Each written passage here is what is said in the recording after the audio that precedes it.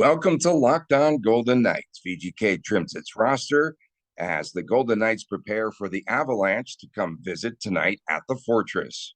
Your Locked On Golden Knights, your daily podcast on the Vegas Golden Knights, part of the Locked On Podcast Network. Your team every day.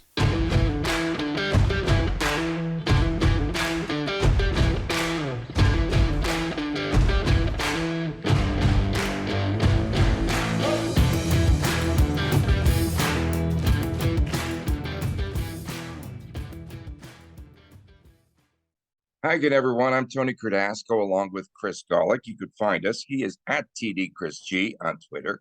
I am at Tony Dasco on Twitter. You could also find us at Locked On VGK everywhere. And make sure that you subscribe to our YouTube channel at Locked On VGK. So, Chris, the Golden Knights made 20 roster cuts on Tuesday.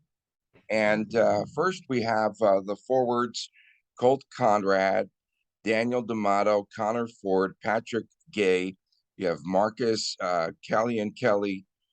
You have Kyle Marino, Lyndon McCallum, Mason Primeau, and Alex Setsikov. And then I know I butchered his name, but that's okay. And then defenseman, he's not going to play anyway. And then Connor Corcoran, Peter Delibertori, the goalies Isaiah Seville and Jordan Paperny. So that's pretty good. Now, these players will be going first. Let's talk about this phase. Then we'll get into the other players that are going elsewhere. But, it's a pretty good Silver Knights roster now. I thought, we saw McCallum. He played pretty well. I thought, with the rookie team, we also saw Primeau. He showed up a little bit. And I think he was in rookie camp as well. And Isaiah Seville, we just felt might get some reps, on the NHL level. But let's talk about some of those transactions that transpired. And then we'll get into some other ones and where they moved some other players. We're recording right now from fabulous stormy Las Vegas. I think my lights actually flickered a second ago. I thought I saw a reflection of lightning, possibly. I don't know if that was your screen or something going across you. So it's interesting, folks. If I'm a little bit sidetracked, I'm excited. I just got back from the Midwest and was hoping for a storm, and now I'm back here and I got my storm. So I'm, kind of like a squirrel right now, not really too focused, but I'll do my best to get through this. And it's Svetlikov, by the way. Sorry about that. I have lightning in the brain. So, yeah. Looking at these names, I mean, Seville was the first one you kind of talked about, so we can start there. Give Seville time. I think he will have an opportunity. Not necessarily sure if it's going to be Vegas or not, but Seville is someone we simply like. I like how he has grown in his short time with the Silver Knights last year. He got to go through a camp and get just that precious experience that you cannot put any type of value on. So he'll certainly come back stronger. And, folks, you never know the way things shake out with our goalies. Let's go back to season 1, from Fleury to Dansk to all the way down to Subban to Ferguson getting some time, and Manny Lagasse. So you never know. I mean, we could see, no disrespect to Seville, I hope we don't see him at the NHL level, but the way things go, especially with the Vegas Golden Knights, you just never know with the goalies. And as far as the cuts here, there's nothing here with much meat on the bone, as far as nothing too surprising. I think it's more or less the players that remain: Romberg, Dorofeev, Paul Cotter, who is really turning some heads right now. Lecision, who had the most time of those players at the NHL level. So none of those players sent down. I think that's probably the bigger focus. But, Conrad is someone I enjoy watching at the AHL level. You mentioned Primeau as well. Delibertori, he's certainly been a lot of fun to watch with the Silver Knights as well. And again, it doesn't mean we're not going to hear from these guys later in the season. It just simply means their time is not now. I think Delibertori is injured. I think we saw a report, about that. And then also the players that, are still up with the team. You had mentioned Jake Leschyshyn and Ron Bjork and Paul Cotter. Paul Cotter has opened up a lot of eyes so far. And I think Bruce Cassidy is very pleased with the way that he's been performing so far. And he's got a good shot, I think. Yeah, Cotter has had some, I guess, press time, if you will. What I mean when I say that is Cassidy is specifically mentioning Paul Cotter a couple different times. And I think, I don't know if it was from the Sunday game or the Monday game, but I'm not going to get this perfectly, but the quote was some along the lines of, "Hey, the puck found you." I think that he was referencing his early goal from Nick Waugh on the road game against Colorado. But there's going to be nights where the puck doesn't find you, and you're going to still have to do quality things, with your opportunities out there, whether it's defensively, offensively, or anything in between. So the fact that Cassidy is taking an opportunity to, again, talk to the pawns or the media in our sake, to get some type of message out there, that says something. He is certainly on the radar, and maybe Paul Cotter is our bad pun coming, but our dark horse, if you will, to possibly make it out of camp. And it will be interesting to see if he outdid someone like Lecision or even Ronbier. Just looking at the initial lines, I feel like Cassidy is taking a bit of a defensive and even conservative approach by the way the line compositions are. So that would kind of surprise me. Paul Cotter, I think, has a little more of the offensive scoring touch, whereas Lecision is simply, probably the more the better well-rounded, if you will. I'm sure my English is terrible when I say that there, but he just is a more NHL ready player possibly than Paul Cotter. But Paul Cotter could be that energy boost, could be that excitement, and that might be what gets him, a spot on the day one roster. 6 players: Jordan Gustafson, Ben Hermerling, Matthias Sapovalev, Arthur Kolash, and Joe Fleming, plus Jesper Vikman were returned to their junior teams. And another move, defenseman William Rydell was released from his tryout experience, and he played a couple of games with the Lehigh Valley Phantoms. Pretty young guy, played at Lake Superior, and then he transferred over to the Ohio State. And so those were some of those other moves. In against the Kings, a player that really stood out, and Cassidy spoke about, and that was Daniil Chayka. Chayka had filled in for Alec Martinez on that back line pairing, on the blue line pairing with Alex Pietrangelo, and came up pretty big. And not only that, he played very well. He's gritty and all. And he took a run at, I think it was Jacob Doty in the game. And I think that Bruce Cassidy said, okay, we don't want him to get, too crazy out there, but we did appreciate him sticking up for his teammate. And he just opened up some more eyes. And so it takes that one play. We hear the thunder, look at the lightning in the background there. Yeah, we don't get storms out here. So this is happening on our show for sure. It's exciting. Yeah. Like I said, there's the thunder. But this is the time to make a statement, the time to get noticed. And really, as far as the preseason goes, there's no better way than to basically, stick up for a teammate and stuff like that, because that says a lot about who you're going to be on the ice, in the locker room, and things like that. And again, anytime you're not a household name and getting mentioned by Cassidy or any of the coaching staff for that matter, general manager, depending if they're giving interviews right now, of course, this is certainly the opportunity to get that attention. And the fact that the youngster did that and sticking up for Pietrangelo, who probably doesn't need a whole lot of help himself, but it certainly goes a long way. It looks good, and I'm sure we'll touch on the physicality or potential lack thereof of the Vegas Golden Knights. And now, obviously, possibly our most physical checker, William Carrier, is on the shelf for an unspecified amount of time. So we're looking for that void right now. We're looking for that excitement. We're looking for that energy and someone to ignite T-Mobile Arena. And right now, I just don't know who that player is. I mean, I guess maybe it's Keegan Kolesar, but his track record as far as the physicality and the fighting side of things goes, outside of that one gut punch, I don't think he's ever won a fight yet at the NHL level. So who knows? I'm going to go just a little bit off course here, and just I wanted to discuss like how much we saw this with the Raiders, right? Where Devontae Adams, Derek Carr didn't play in the preseason, and perhaps it might have come back to hurt them. How much activity, how much action do you feel that the starting players have to have in the preseason? Before you want to make sure that they, especially with VGK, there's a huge emphasis here on trying to stay healthy through the course of the preseason because of what happened last year. And they also want them to play faster and with more intensity in the preseason to more or less set the tone for the upcoming season. I don't think you need a whole lot of games. I don't have stats or numbers to look at historically for, what VGK has done or what, Edmonton has done with Connor McDavid or Toronto with Austin Matthews and stuff like that. Like if they just play 1 or 2 games, if they play 6 or 7 games, I honestly don't know.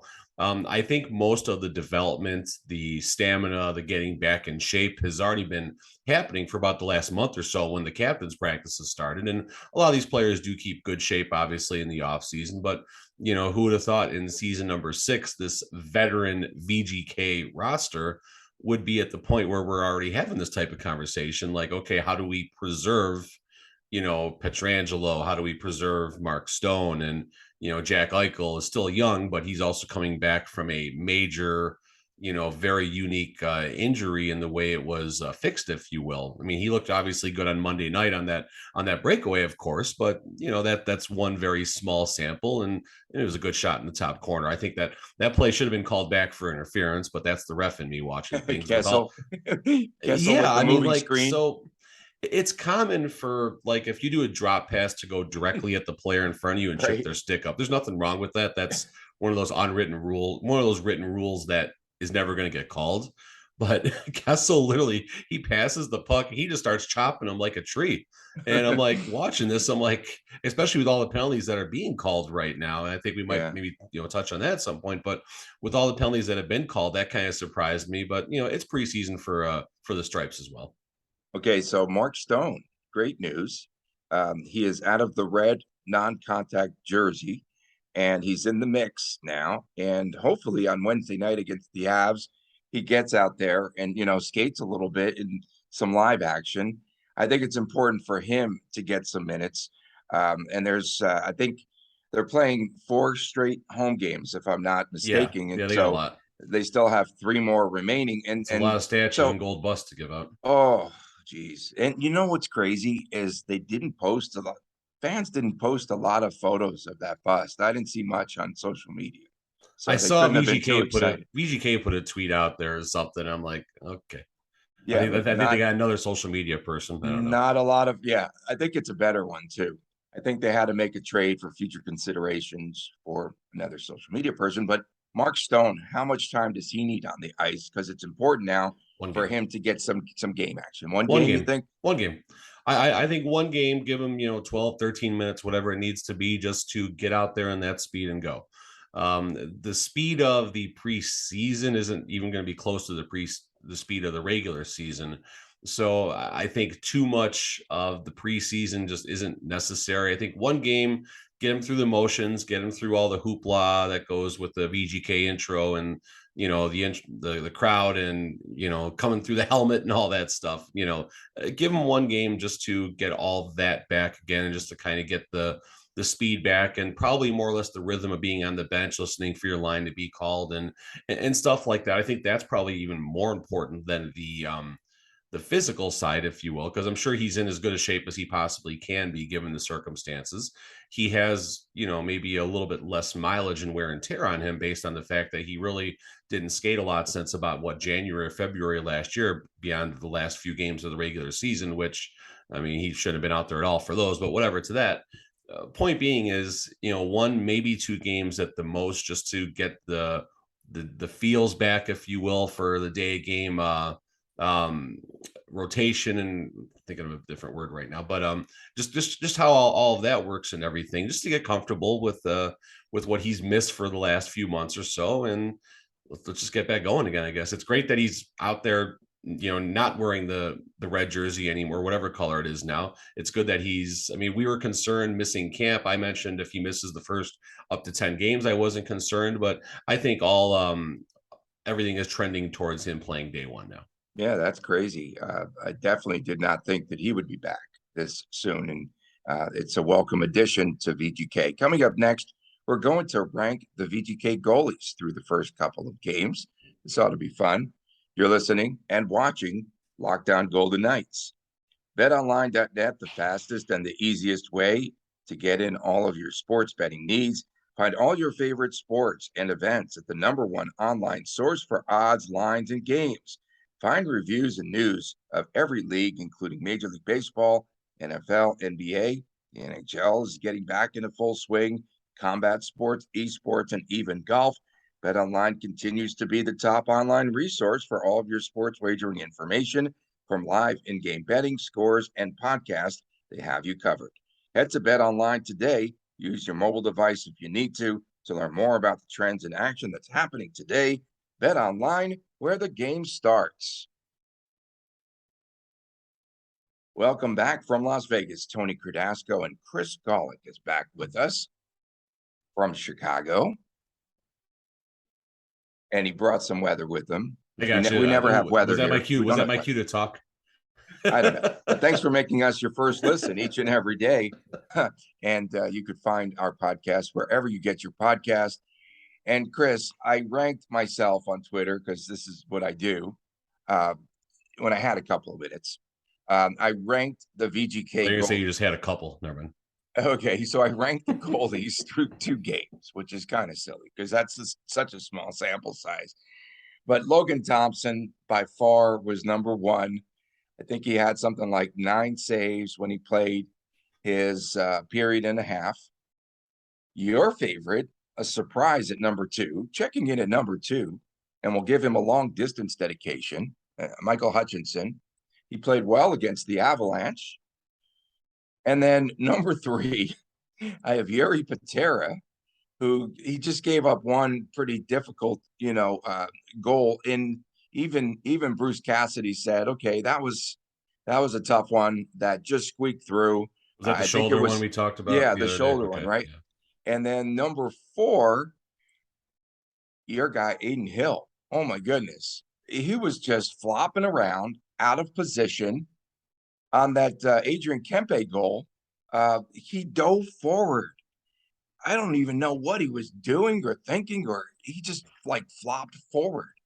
And is segment 3 still Aiden Hill? Or are we going to kind of combo that up right now? Because we could start the rant early if we need to there. No. Start the rant, because in the next segment we're going to talk about why I hate overtime in preseason. I got you. Okay, so we did. And okay, I thought it was what the Friday. I'm all confused. Yeah, no, I did what the Monday. So I mean, from Chicago. So I mean, we're all sorts of screwed up this week. I get it. So the goalies, yeah. I mean, if we're gonna rank them 1, 2, 3, 4 simply based on what we saw, then sure, I'm with you. LT did what LT needs to do. Patera, like I said, that goal, and it's preseason. We shouldn't be too hard on these guys, but it's preseason. Hutchinson looked the part for 1 game minus the helmets. It's funny how I guess what I don't understand is there has been some people on social media why is he wearing his Toronto? Is he even a Maple Leafs? It's probably a Marlies helmet, not even a Maple Leafs. It's a Marlies helmet. Yeah. Okay. Yeah. Well, that was a good guess. His new helmet hasn't arrived yet. So what I don't understand is he anticipating could it? I don't know how his contract works, folks. I'm not very good at this, I guess. But I guess my question is, can he simply be cut? Does he have that type of contract with us? I don't know. Maybe he's just simply, he's here for now, and if he sticks, fine, he'll get a helmet. I don't know how that works, but in any event, he did look the part. He looked okay, so fine. That's good to know that Henderson will have another able goaltender, if you will, because he's not going to play too much at the NHL level, I don't think.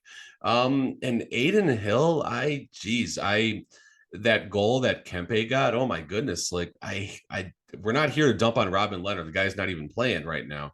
But at least in my knee jerk, it's September 28th from a game that happened 2 nights ago. Reaction was he looks slower than Lehner on some of his worst days. Lehner did not look very good at the end of last season. That's not me dumping on him. That's simply an observation made by the entire NHL, down the stretch before he was shut down or shut himself down. And Aiden Hill, I mean, I haven't watched any highlight reels on him and gone through any YouTube things or anything like that from his time with the Sharks, but I'm scared to do that right now. I honestly think we have possibly a bigger and maybe even slower, Robin Lehner type. Now, let's pump the brakes here for a second before we just completely crap on him, which is not what I want to do this morning. It's September 28th. He's probably getting back into shape. This acquisition just happened, so he's probably still in a whirlwind state right now. So, maybe everything will be okay with Aiden Hill, and this is just simply some recency bias, if you will, because we are concerned about Robin Lehner and the way he's moved out there. But that goal, I mean, he was just leaning and the recovery was zero. And I don't know. I hope he doesn't need hip surgery after that. I'm sorry. I shouldn't have done that. I'm sorry. Through the day that we thought that we feel that we want Laurent Brossoit back in action. Who's that? But yeah. So Aiden Hill, I think he played the most games that he's ever played in San Jose last year. If I'm not mistaken, I think it was 25 games before. And that was with 2 months of an injury too. He would have played more. Yeah, so I don't know what that injury was, but if he does continue to play reckless like the way we saw him in the last game, he could get injured again. Logan Thompson is just par for the course. Do we make much out of the way he played when he had his first appearance a couple of nights ago? As far as, say that again, It's just going to be routine. I was really pulling up an Aiden Hill video right now while you were saying that, so I'm sorry I was not focused. So what were you saying, Tony? Just is this what we have come to expect out of Logan Thompson? As far as just playing consistent. Oh God, yeah. I mean, listen, he didn't face many shots either, and I don't know if there were very many high danger shots. He just. But he also made him look good though too. That's part of being a proficient A1, starting goalie. That's what your job is. It's not necessarily to make the saves look overly difficult, and that's something that makes Fleury always very interesting because he's a smaller goalie. There's probably not a book written on Fleury's style, and I don't know if anyone would ever coach a goalie to play like Fleury, besides enjoying the game and having fun out there, because Fleury is kind of reckless in the way he moves, but he recovers quick and things like that. So point being, you look at Logan Thompson, if it's a little more boring, that's because he is a little bit bigger, but he also still moves and keeps himself in position. And if that's the case, then wonderful. That's perfect. I hope Logan Thompson is the most boring goalie in the NHL to that degree. And, he puts up, a 9.2 save percentage and, gets 58 starts, winning 37 of them. I don't know what math to use there, but, back to Logan Thompson, all he has done is succeeded. When he started at the AHL level, he got noticed. He's the goalie of the year. Last year, we've said this, probably I've lost count of how many times we single-handedly rode him to a potential playoff spot where this team, who knows, they might have made some noise because we know we would got at least Riley Smith back the first day, because that injury would have magically been a lot better, once the salary cap went away, of course. But LT, we're ready to ride him as far as he'll take us. I think we were not concerned, but I think we both thought that there might have been some level of competition for the Nets for the day one starter. And again, it's September 28th. We're 2 weeks away. I think tomorrow. Do we open at home or is the first game before? Either way, we're 2 weeks in Los Angeles. Yeah. Okay. So yeah. So we're I think a week and 6 days away from the start of the official season, and Logan Thompson's a starter, folks. If I'm wrong on that, then he got hurt. No, otherwise, LT's the man. You're right, but you're absolutely correct. But the downside here, in my estimation, is that you don't have someone pushing Logan Thompson so far, and I think that you need that competition. That would bring out the best in Logan Thompson. We thought that, and if you're Bruce Cassidy, do you put Aiden Hill in for a full game and just kind of let it ride and see what he has? You have to evaluate him, and the only way to evaluate him and the goaltenders and the players as well is in a live competition. I think LT and Aiden Hill both will get at least one full game between now and the start of the regular season, and LT's going to do what LT does. He might give up a goal or two, whatever. And I don't care if it's a bad goal. It doesn't bother me. But Aiden Hill, I really want to get a good sample size of. I really want to. The first thing I saw on YouTube when I typed in Aiden Hill was actually a big overtime. It's a Nickelodeon. What do you? We saw the reflection. You're watching Nickelodeon. Yeah, I'm watching the replay of the Monday night game where they do the Slimer and all that instead, whatever they call that. I don't know. Yeah, it's actually kind of exciting to watch that. It's actually fun. I've watched those before. But back to Where that. were Yeah, I we? mean, I want to see Aiden Hill in a full game. I want to see how he looks. And maybe it's just one game. He was just caught out of position. He cheated a little bit and whatever. Fine. Maybe he will feel better. But yes, could Logan Thompson use a kick in the butt and have, some type of pressure? Sure. But again, based on what Logan Thompson has done, based on, everything he's done since he's been part of, HSK and VGK, is it completely necessary? I don't know. I mean, I think he has earned the benefit of the doubt, no doubt. That made no sense, but Logan Thompson definitely has earned the benefit of the doubts. He's going to be the man, and whether he's pushed or not by Aiden Hill between now and the start of the season, I don't think it matters a whole lot. I think LT is going to be okay.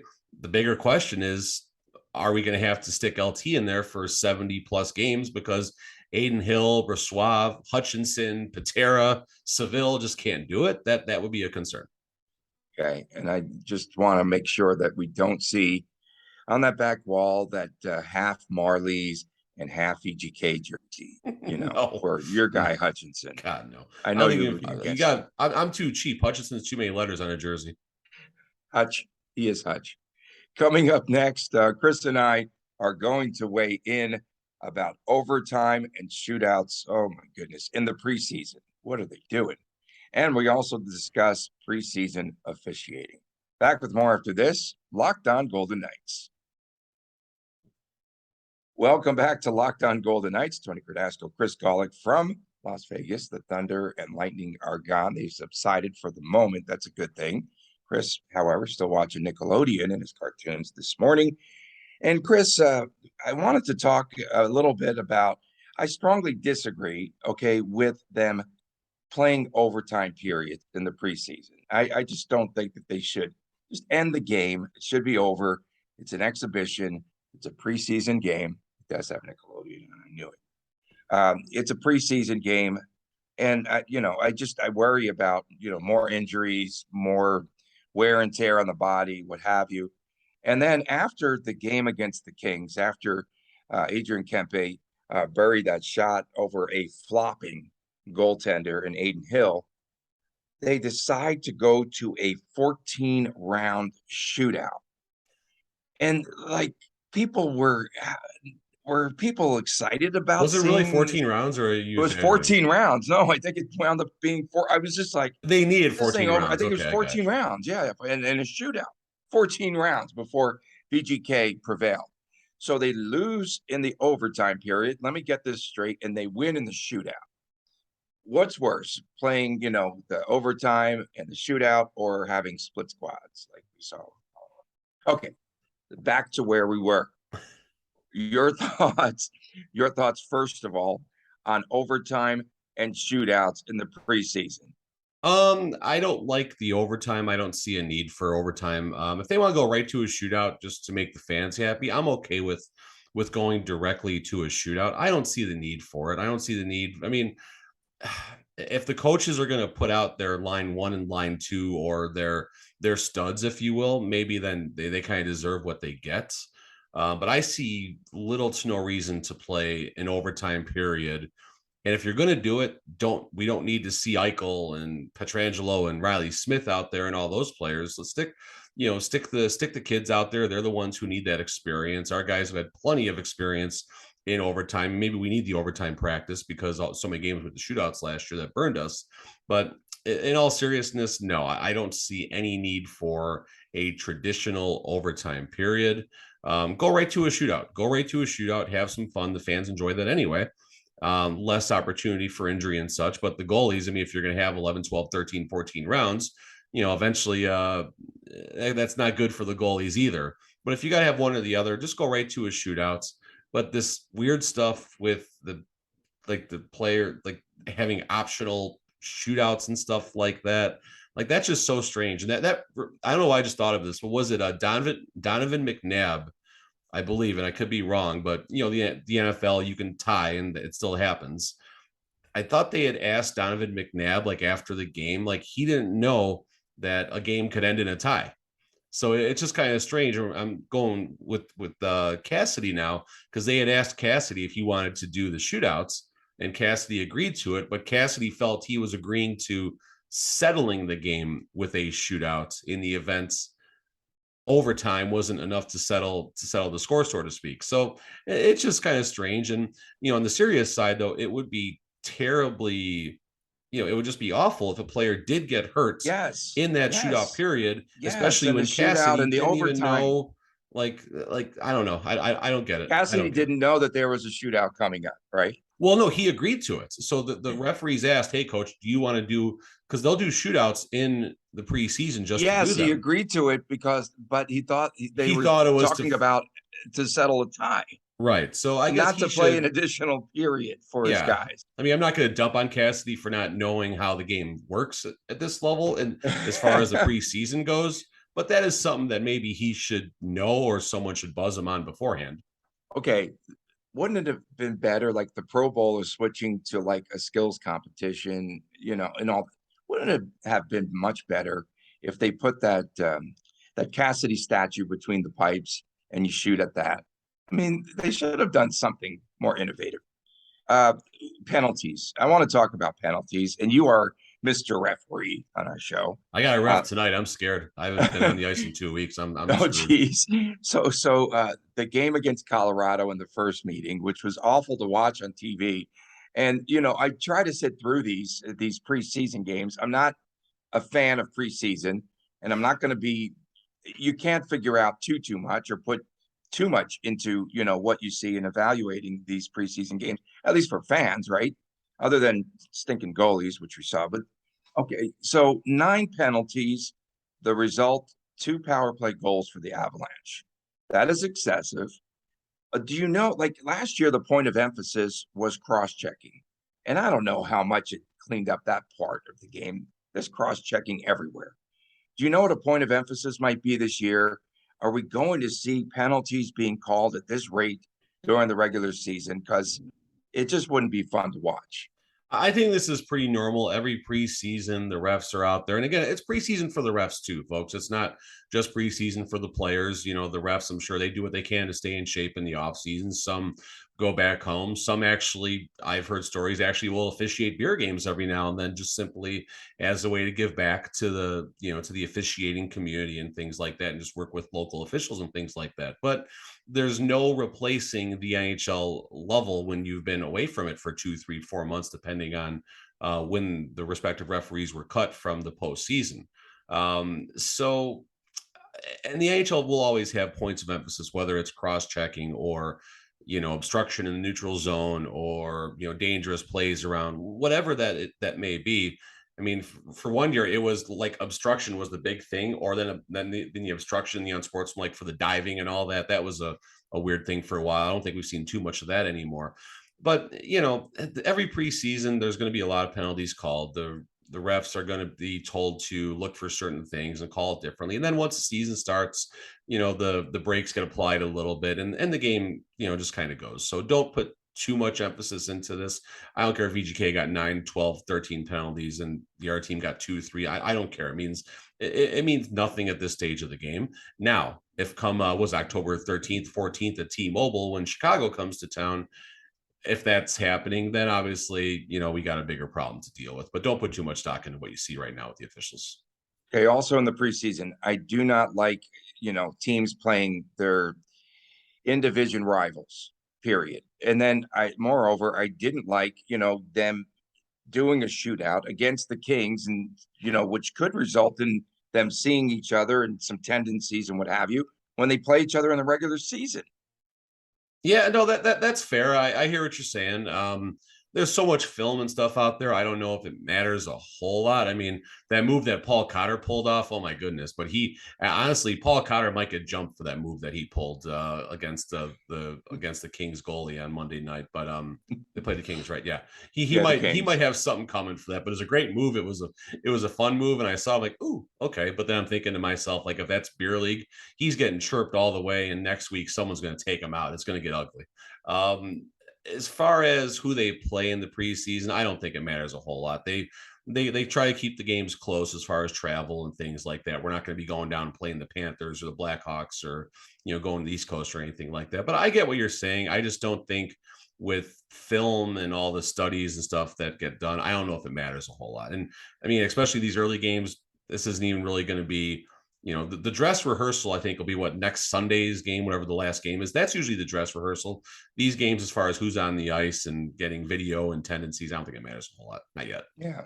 William Carrier, the only injury that we know of so far. We hope that they get out of this unscathed heading into the season. At least then they'll have a chance, to have success this upcoming season. Chris, thanks so much. We're glad that you're back here. Thanks for bringing back the Thunder and Lightning. It's coming back again. It's coming back again, Tony. Yeah, there it goes. This is fun. We appreciate everyone for tuning in. As always, thanks for making us your first listen each and every day. And you could find us on any of the podcasts, wherever you get your podcast. We are available, and it's free. For my man, Chris Golick, I'm Tony Cardasco. So long for now from Las Vegas. We appreciate you tuning in. We'll see you tomorrow right here on Locked On Golden Knights.